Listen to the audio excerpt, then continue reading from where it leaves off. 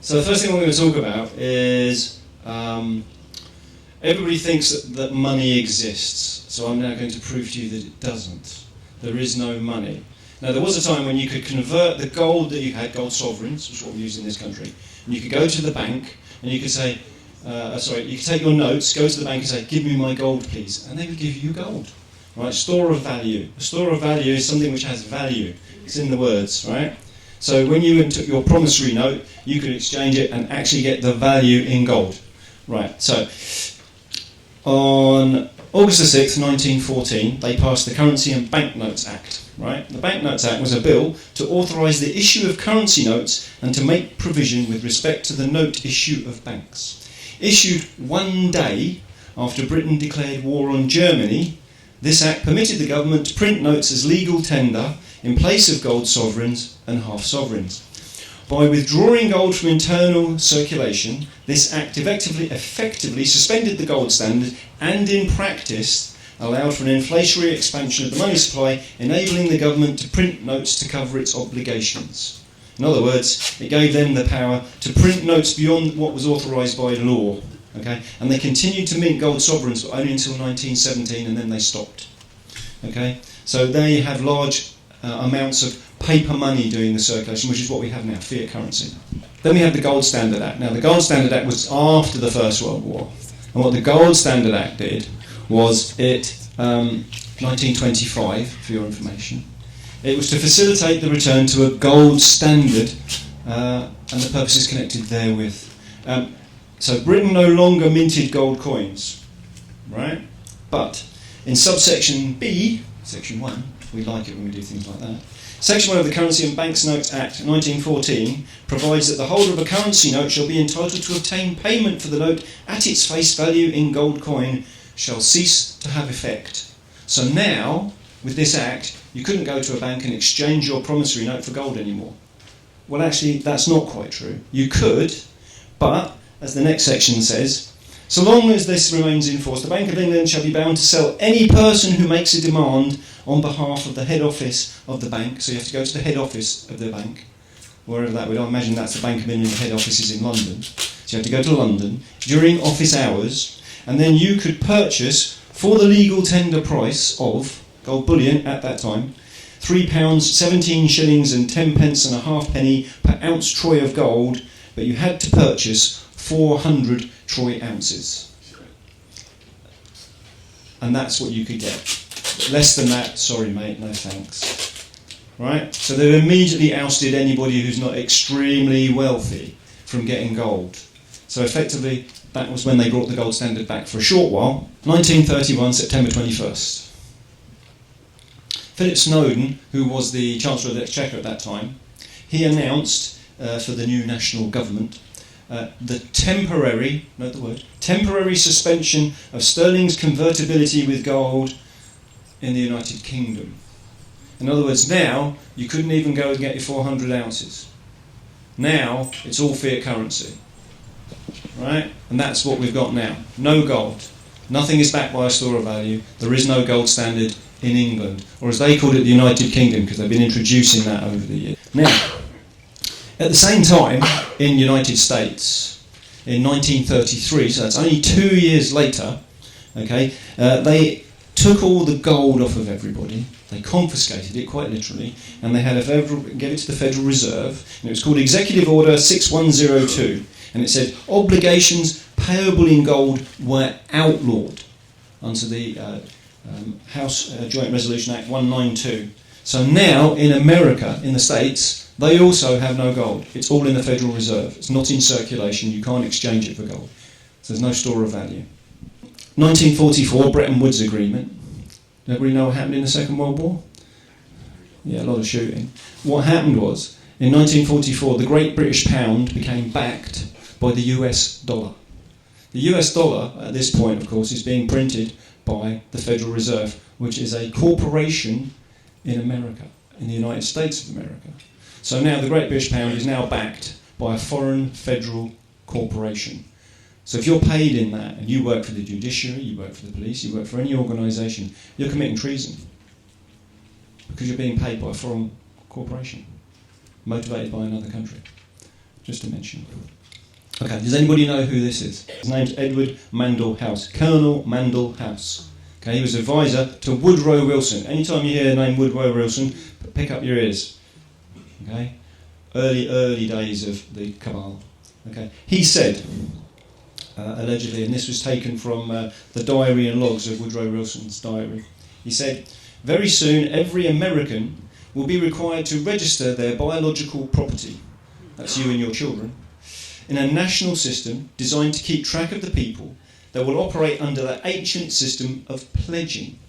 By such methodology, we can compel people to submit to our agenda, which will affect our security as a chargeback for our fiat paper currency. Every American will be forced to register or suffer not being able to work and earn a living. They will be our chattels, our property, and we will hold the security interest over them forever by operation of the law merchant under the scheme of secured transaction." Okay? Americans, by unknowingly or unwittingly delivering the bills of lading, the birth certificate, to us will be rendered bankrupt and insolvent, secured by their pledges. I'll explain more about this in a second. They will be stripped of their rights and given a commercial value designed to make us a profit, and they will be none the wiser, for not one man in a million could ever figure out our plans, and if by accident one or two should figure it out, we have in our arsenal plausible deniability. After all, this is the only logical way to fund government, by floating liens and debts to the registrants in the form of benefits and privileges. They will inevitably reap us huge profits beyond our wildest expectations and leave every American a contributor to this fraud, which we will call social insurance or social security. Without realising it, every American will unknowingly be our servant, however begrudgingly. The people will become helpless and without any hope for their redemption, and we will employ the high office, the presidency, of our dummy corporation, the US, to foment this plot against America. Okay, and that was in the diary of Woodrow Wilson from 1913 to 1921. So this was the plan, and that's why gold was withdrawn, so they could put in fiat currency and enact this. And it's called Uniform Securitization Scheme, or as we call it, the corporate debt of a global system of debt money bondage. Okay, let me repeat that. A corporate debt of a global system of debt money bondage. Okay. It's how governments convert the birth of a child into a financial asset to underwrite public debt and issue currency. Right? So, this means controlling you through an administrative process. The birth of a child is recorded in a hospital birth record, which signifies the child's ownership of whichever state you're in, United Kingdom, United States. There are 183 countries listed for this. And their pledge, that's that word again, your pledge, to act as surety for the country's debts, public debt. So ownership is defined as a pledge to act as surety for the debts incurred by the property. You're the property, and you're the debt. You have the debt, because you own the debt. So if you owned a house and it needed repairing, who'd pay for it? You would. So you own the debt, so who pays for it? You do. Okay? Ownership is not control. Okay? Ownership is liability. So when you have your car and you're the registered keeper, you're liable for that. Right? So when they come along and say you've broken this legislation, this legalese, they're correct, because you're just a registered keeper. So you have to follow their laws. Right. The hospital birth record is then registered with the county, and an account is opened in the county's books to leverage future securities against the child's estate. Now, when I and a colleague of mine were working in the library a lot in Folkestone, we would witness at about 4 o'clock every day. Now bear in mind, a lot of libraries, I'm sure you're aware, all around the country, you have where you register births and deaths. They'll have a space for that within the library. It's part of what they do now. It used to be a separate office and now it's in the library. Very common now. So we had one in Folkestone that was like that. But every day at about 4 o'clock, there'd be a woman who would come from downstairs in the basement, wherever that was. She'd come in and she'd come out again, and she was dressed all in black, and it looked like a military uniform, but without any insignia. So the black shoes, the nice skirt, the pleated jacket, the little hat, and she had a black briefcase that she carried with her. And we theorise, because we do not know, that she's collecting all the birth and death certificates. That's why she's there, because they have to go to county. Right? The birth account is assigned a number, which follows the child throughout their life. So this is an account not backed by gold or silver, which is the other store of value that we use, but by your pledge to act as surety for the debt. The hospital birth record is recorded as a general deposit, and the state takes title to the funds. The Crown Corporation takes title to those funds. The child's future labour, your future labour, and it acts as surety for its portion of the public debt. So a general deposit is public debt because you're a member of the public, right? As opposed to a special trust deposit, which would make it private. Well, we're not going to talk about that here. The registrar certifies the deposit by issuing a certificate of live birth, which legalises the pledge as a security future asset. What's a security future asset, you ask? Someone asked. Yeah. Thank you. A security is a tradable financial asset. Futures are contracts to buy or sell a specific underlying asset at a future date. The underlying asset can be a commodity, a security, or other financial instrument, which is what the birth certificate is. Like, say, for instance, a birth certificate. So your birth certificate is traded as a security, which means your sweat equity as surety for that bond is traded as a security. And this is where we say the Cester KV Trust comes from. That's what it's. We have no proof of that. It's all hearsay. We have no proof of that yet. The Secretary of Treasury is notified of the pledge, and an account is opened to leverage securities against the child's estate. So now they're fractionalising. They make more of it. So now there's an account attached to the security which can be traded upon, and it's managed by the Treasury, the Crown Corporation. The birth bond is issued. So this birth certificate, this birth bond, because that's what it is, a birth bond, is issued and underwrites the country's currency. So the entire country's currency is underwritten, and it's traded for money issued by the Bank of England or the Federal Reserve. Okay? Whichever bank controls you. Oh, you can't see it. That's actually a picture of it's an old picture of a slave who's got a grid round his neck, which has been welded on so that he can't lay down. All right? Yeah, but you can't see it. So this is the idea. You're a slave now. You are owned by a corporation, the Crown Corporation, and your efforts, whatever you do, any income you earn, right, is automatically converted and traded upon, and you don't know it, right? So the question is, how do they convert you, right? How do they convert that birth certificate and having you pay for the debt? Well, they use your name, okay, because your name is attached to jurisdiction, right? So what's your jurisdiction? Okay, so if I say to someone, Jill, where do you live? London. London? Really? I live in my body. That's where I live, right? But they want you to have an address, because that's your cell number, okay, because it's a military occupation. But your name, right, it's Roman civil administration, all of this. So your name, in all capitals, is called Capitis Diminutio Maxima, right? It's all capitals. It's not you, right? They've unlawfully converted you into this name, and you believe it's you. But all capitals is called glossa, or debased Latin, right? It's not English. And if you look it up, there are two manuals which you can use when you're writing things to people that we use around the world. One is the Oxford Manual of Styles, and the other is the Chicago Manual of Styles. Now, capitals isn't even in the Oxford Manual of Styles, but it is in the Chicago Manual of Styles. It's 111 point something or other, can't remember the rest. And it's classed as American Sign Language. It's a glyph. It's not English.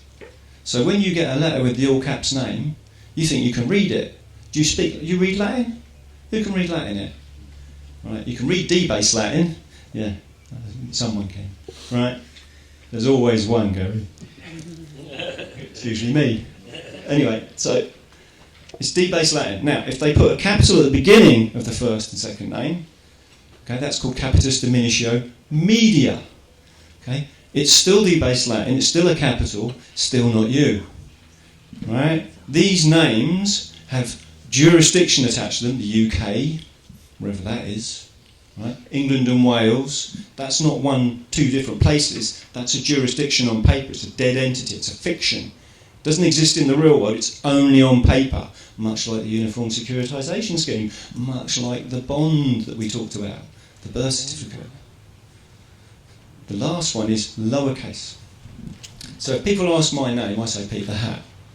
But Pete, or Peter, that's what my mum calls me, right? Peter, only my first name. That's all you get. Your surname came after your first name, right? That was created in order to enslave you. That was part of the process. They gave you an extra name because then you need to... and it was based on, as you probably know, people know what a cooper is. What did a cooper do? They made barrels, right? So there's different names. A smith, what do you think a smith was? Smithy. Locksmith? No, okay. Right. So different names were attached to the job that the people did, the trade they had within the community. And that's how they were known, so you could differentiate them. But it's not your name. You've been used to it because you've been programmed into it at school to use capitals, to use this name, to accept that it's you. So what happens is you get a letter in the post, all capitals, right? And it says on the letter, it says, I am writing to you because you owe your council tax. Notice they don't use your name. They say you. Who is you? Who is you? Yeah. You. You is a plural as well as a singular. So I can be talking to all of you, or I can be talking to you. Right? You is a corporation. That's how they're engaging with you when they use that kind of language. Because they're not talking to you as a man or a woman. They're talking to you as a corporation. Because commerce can only take place between a corporation and another corporation. You cannot do business with a man or a woman. So we come back to the name. Your lowercase name, if you attach your surname, inverted commas, right, that is a person. You've created a person in law. But they need your consent to do commerce with it. So that's why they never write to you in lowercase. Incidentally, if you're going to use your lowercase name, and you're going to put your surname onto a bit of paper, but you don't want to be a person, you want to be a man or a woman, put it in square brackets, it's not on the page. That's just sort of mechanics of writing things. So now you understand the name to some degree. Right? You are not the name. Your name is you accepting a title. If you accept the title, you accept the responsibility that goes with it. Right? So they say, Mr. this, Mr. that, Mrs. this, Mrs. that. And you go, yeah, that's me. You get something in the post, and it's addressed to the all caps name, or the capitalised first letter name and second name, or it's capped to Mr. or Mrs., or you're the occupier, or the resident, or the individual. That's not you. That's a title that they're unlawfully converting you into. If you get a letter from the council tax, and you open it saying, yeah, that's me, you've accepted liability for their claim. Penalty charge notice. Why is it a notice? Why isn't it a bill? Why don't you get a bill? It's a charge. Penalty charge notice. So the most important word there is notice. So they send you notice. What's a notice? We're bankrupt, remember? Talking at the beginning about there's no gold, you can't convert it. All you've got is this currency, which is paper fiat. And you're the sweat equity, your bond is what's paying for that. You're the debtor. Okay, so we're in bankrupt. There is no money. Get the idea of the fact there's no money in circulation. It doesn't exist. Right? It's not there. They send you notice because the only thing you have when everywhere is bankrupt, and I mean the world, the global economy, it's all based on nonsense. Right? The only thing you have as a lawful remedy is notice. because that is a lawful document. So you give notice. So this is what we do. Someone writes to you, they write to you the council tax right, and they say, here's your council tax bill for 24-25. You live in a band D house. We want £2,500 for next year. You can pay in instalments. You can pay it all now. And you say, okay, thank you very much for your notice. Here's a notice I'm sending back to you to rebut your notice. Offer to contract, not accepted. Right? No consent is given. But what you talk about is, are you saying, for instance, this is what we do in our notice, that I'm the all caps name? What is the jurisdiction of the all caps name? Where is your jurisdiction from? Right? And then you point out, I'm not the all caps name, and if you're unlawfully converting me, you're turning me into a slave. You're saying that I'm a slave. Well, you understand that slavery is an international crime, right? So these are some of the things you'll be putting into your notices. And you're asking them, what's your jurisdiction? Because it all comes down to jurisdiction, right? I'm a man on the soil and land of England. That's it. I'm not in the UK. So when they come to me and say, you say, well, what law have I broken? And they'll go, oh, legislation, act, statute. You go, well, that's not a law.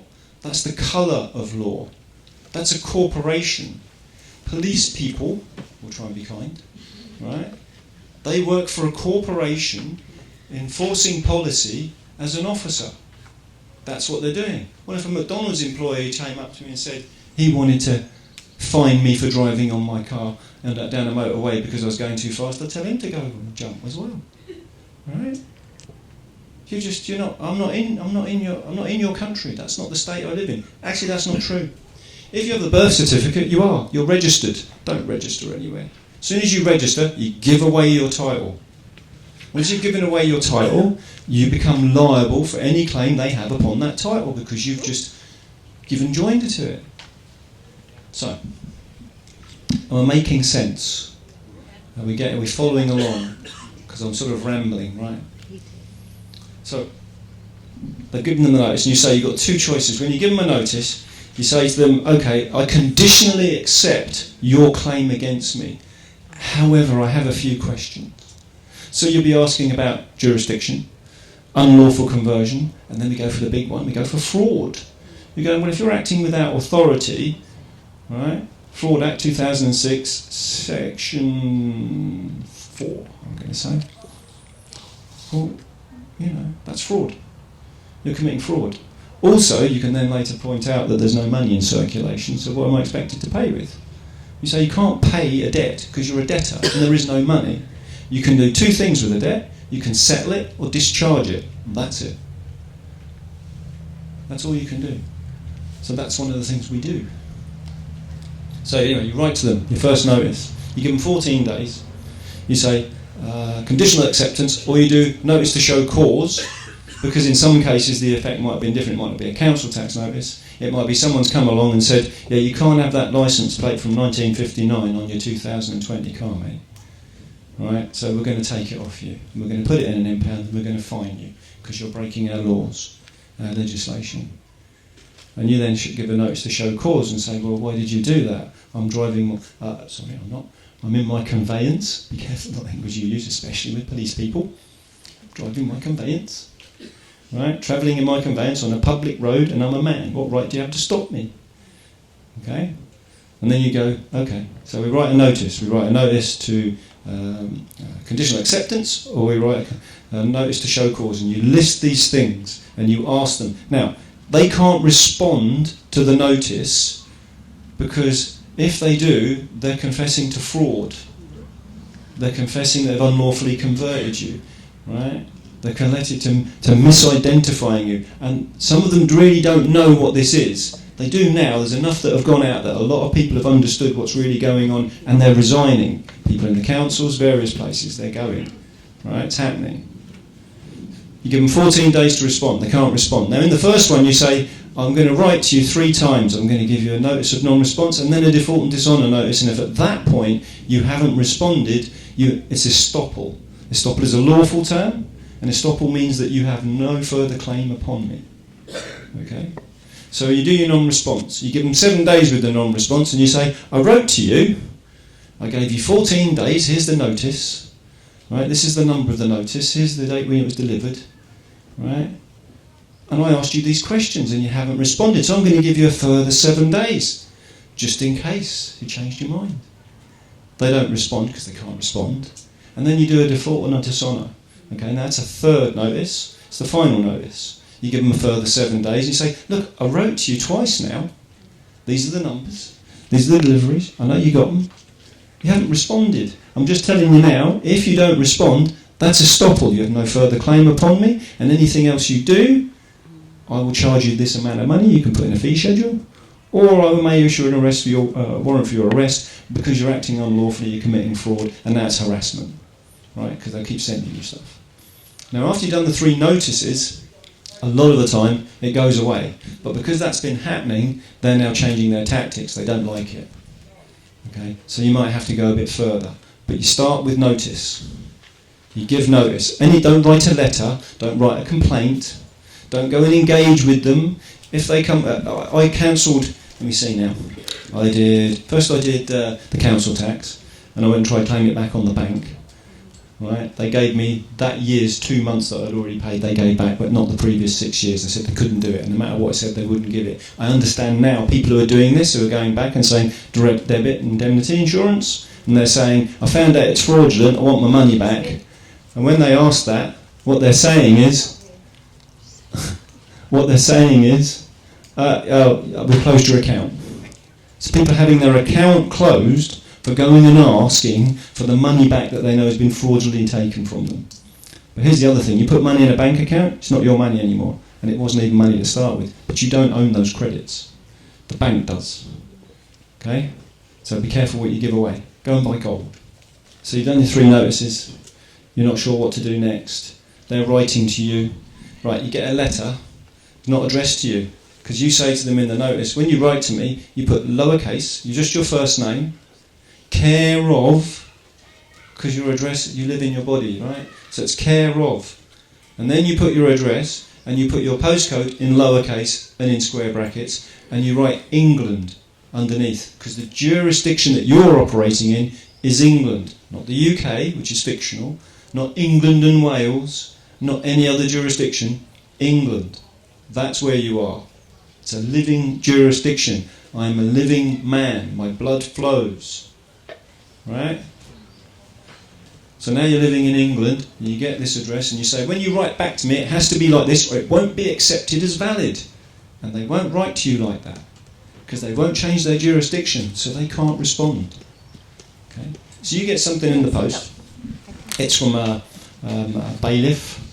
No, not a bailiff. We get debt collectors first. Now I cancelled my council tax first. Then I cancelled my dual fuel for gas and electric. Then I cancelled the water, pretty much all at the same time. So I ended up with 3 debt collection agencies phoning me on my landline. They found my landline number, and that's a breach of GDPR probably.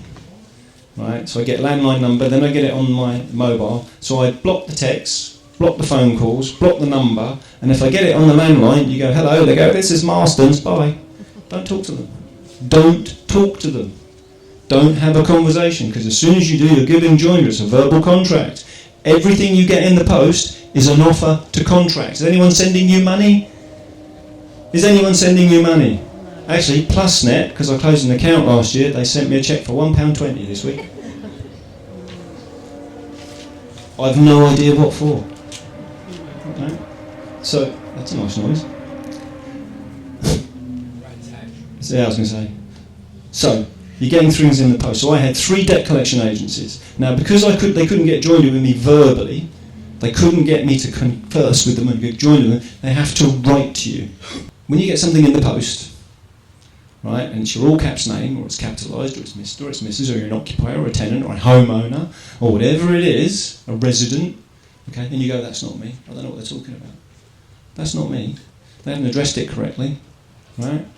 You get a blue pen, because blue pen is commerce, right? We're in maritime law here. And you cross out your name and address that they think they have, and you scribble over it, because it's always a windowed envelope, which, by the way, is internal mail, and it's fraud, because they shouldn't be sending it in public mail. So you scribble that over that, and you write above it. For those of you taking notes, I will go a bit more slowly. You write above, false details. Because it's not you, the details are incorrect, it's a lie, it's fraud. Right? False details. Below the window, you write malicious communication. Now, the Malicious Communications Act, 1988, states that anything that you received in the post which is causing you harm, distress, or anxiety is malicious, poison pen letters, etc. It's malicious. So you make them aware of that fact. You write it down so they know that's what you know. And then on the right-hand side, you write offer to contract, not accepted. Because everything you get in the post is an offer to contract. Underneath you write no consent is given, because they need your consent to be in commerce with your person, your corporation, which is your name, all lowercase, including your surname, without brackets. But they need your permission to do that. They need your consent. Otherwise there's no meeting of minds, there's no contract. They can't just unlawfully convert you, which is what they all do all the time, and you keep accepting liability for it, right? It's all in the name. You've got to get it. Right? That's how it is. So when you see the all cap, don't open it. You write these things on the front. Now, usually the return address is on the back. You flip it over, you circle it, put a line, you write return to sender, and you put it back in the post. It's nothing to do with me. And people go, it can't be that simple. Yes, it can. But you've got to understand it's an inside job, it's an internal journey. If you're not ready, because you have fear, anxiety, and all this programming that you've taken on from your education system, from your job, from your parents, from whatever it is, and you just aren't ready, don't do it. Don't put yourself in a position where you're creating more fear for yourself. But if you're at the point where you're going, you know what, I've had enough. I've had enough of the fraud. I genuinely go around saying, no, I won't participate in the fraud. And that's my standpoint. That's where I come from. It's like everything I see, everything I enter, I just go, no, I'm not doing that. If you want to call me this, no, I don't. Someone says to me, oh, this way, sir. I go, no, don't call me sir, I'm not a sir. I'm not a sir. Because that's unlawful conversion. They're trying to get control of you. And if a policeman says, please follow me, and you follow him, you're under his... You don't go, no, thanks. You don't have to do anything anybody tells you. Wake up. Right? Be responsible for yourself. That's an internal thing, right?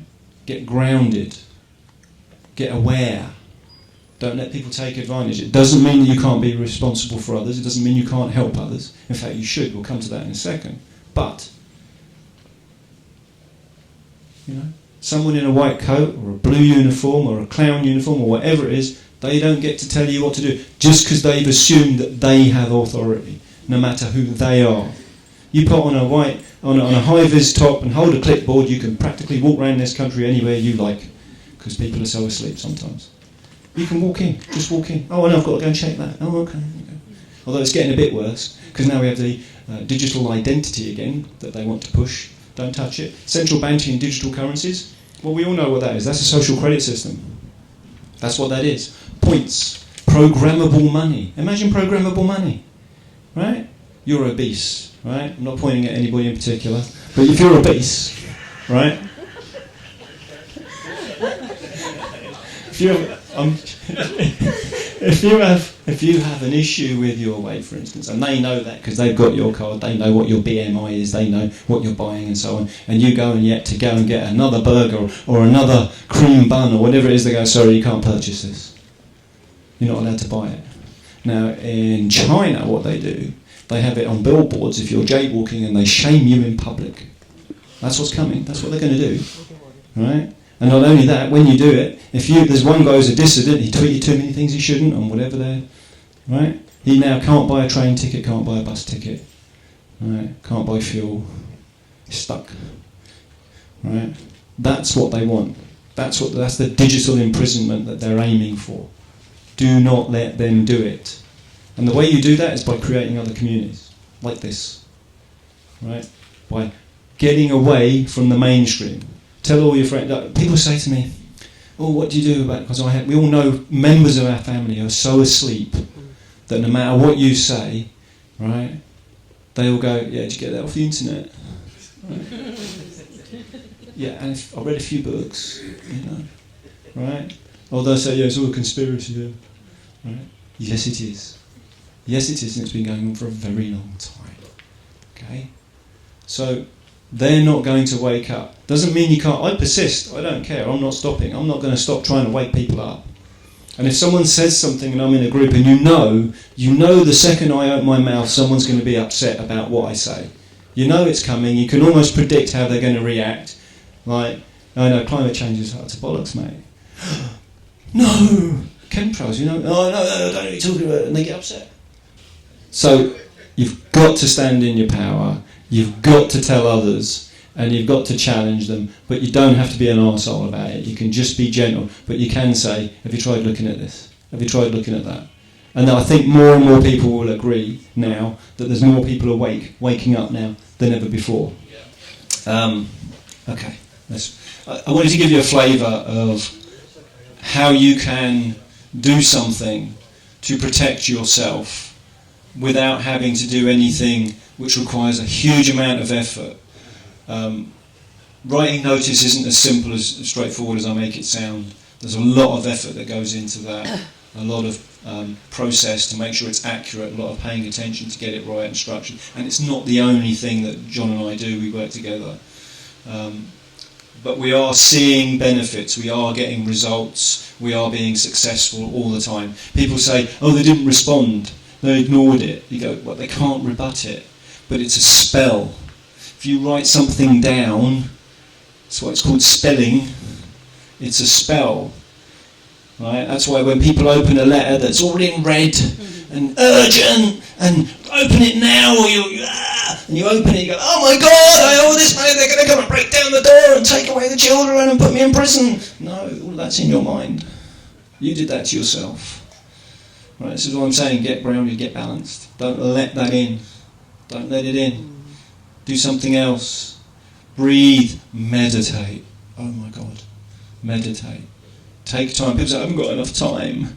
Wake up in the morning, take the first 10 minutes of your day and meditate. You go to bed at night, before you go to sleep, take the next 10 minutes and meditate. The best thing about this is you're already laying down and it's comfortable. Right? That's it. Is it worth 20 minutes of your day? I've got a dog on call. Right, so love is the answer. Be loving. Right? Now, how do you do that? People think that's like, because love is a verb. It's not a noun, it's a verb, it's a doing thing. You love people unconditionally. So that means you don't get to judge. Right? Don't judge people. Okay. So I have 4 tenets, 4 things that I now try and remember, especially when I'm challenged, especially when buttons are getting pushed, especially when it's contentious, especially when the ego takes over and I want to be right about this because you're wrong. All of that stuff going on, because we all fall into it. I have 4 tenets. The first one is, first do no harm. Primum non nocere, in Latin, or nocere. Right? First do no harm. That's primary. That's the thing. So you need to be thinking that when it starts to go off, when you're being challenged by this utter dickhead who's in his uniform giving you grief, really wanting to be nasty to you, you have to remember, hey, I'm not going to think hateful thoughts. I'm not going to think angry thoughts. I'm not going to be that. It's not what you're doing, it's how you're being. I'm going to be calm. I'm going to be loving. I'm going to smile. Because they hate it when you smile. Because part of them's going, what do you know that I don't know? Right? And I go, I'm not telling you, you've got to work it out for yourself. Right? So first, do no harm. Help others. Second one. Help others. Now, helping others is absolutely imperative. You know why? Because that helps you grow. If you're not helping others, you're not growing. And if you're not growing, you're atrophying, you're shrinking, you're dying. Right? So if anyone asks you for help, doesn't matter who it is, doesn't matter when it is, doesn't matter how it is, help them. Just help. Just for a day or for a week. Do a week. Anytime anybody asks you to help them with something, no matter how small or how big, go okay and see what you can do to help. Now, it might not be that you can't help, and that'll become apparent, right? And then you need to ask, well, what can I do? But help. Someone says, oh, can you just get that cup? Oh, can you just pass me this? Oh, you're just over there, you want to make me walk back? No, just go, okay, no problem.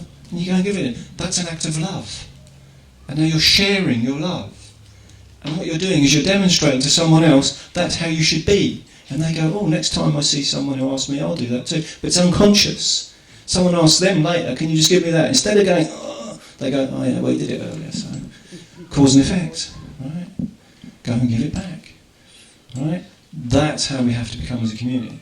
That's what needs to happen. You don't ask without knowing that you know that you're going to get asked, and it's okay, and you're just contributing, right? First thing I am, help others. Forgive and bless. Now, people struggle with this one because they have a grievance, and sometimes those grievances are very, very, very, very deeply entrenched because they happened long ago in situations where they were very vulnerable, or they're really recent and therefore really raw, and forgiving someone who did whatever they did. But you've got to understand it's cause and effect. Everything that happens to you is because you needed it to learn. Otherwise it couldn't have happened. So when that thing happens, in order to stop that wheel of karma turning and you participating in it, forgive them and bless them. Like policemen I treat like infants. They don't know any better. They're not children, they're not that advanced. Right? They're infants. They literally have no compassion. They've been robbed of it. Right? I don't feel pity for them because that's not going to help them. Don't pity people. I give them love because that's what they need to uplift them, to grow. But I grow. Right? And everybody else around me grows. And the more loving you are, the energy, high frequency. Woo! Wander around feeling high all the time and you haven't done any drugs. It's great. Try it.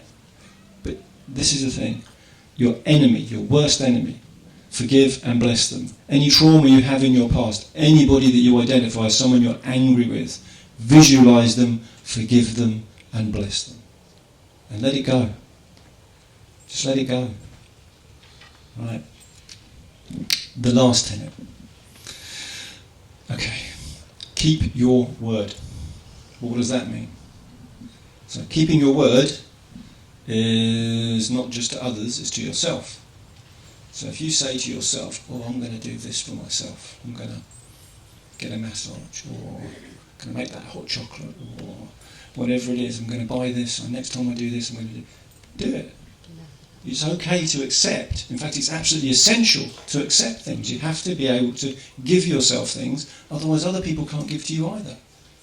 Right? So keep your word. Now, keeping your word is integrity. Now, on a hull of a boat, there's no holes. Otherwise it would sink or leak. Right? Well, that's the same thing with you as this energetic being. You can't have holes in it, ideally. Right? It has to have integrity. Right? And then your word becomes your bond. Right? So when you say to people, I'll do that, they don't know what's going to happen, but they absolutely believe that what you just said is absolutely what's going to happen. Absolutely. Unequivocally. And as a consequence, you both manifest it. And you support each other in doing it. Right? So keep your word. If someone asks you to do something, make sure you do it. And if you can't do it, because it's the vagaries of life, go to them and tell them, right, I have to say, I can't do this. What can I do instead? How can I resolve this? Don't ignore it. Don't forget about it, because it's leaking all the time. It's leaking your energy. It's leaking your power. It's leaking your consciousness. It's leaking your spiritual wealth out the door. Keep your word. Okay? If you can manage those 4 things, and let's face it, I'm trying. It's not like I can achieve it every day. Ask my children. Dad, you said. Sorry, darling. Right. So we're always trying to make it the way we want it to be. But if you have a focus, and you focus, then you've got more chance of achieving it, right? Okay, I'm going to leave it there.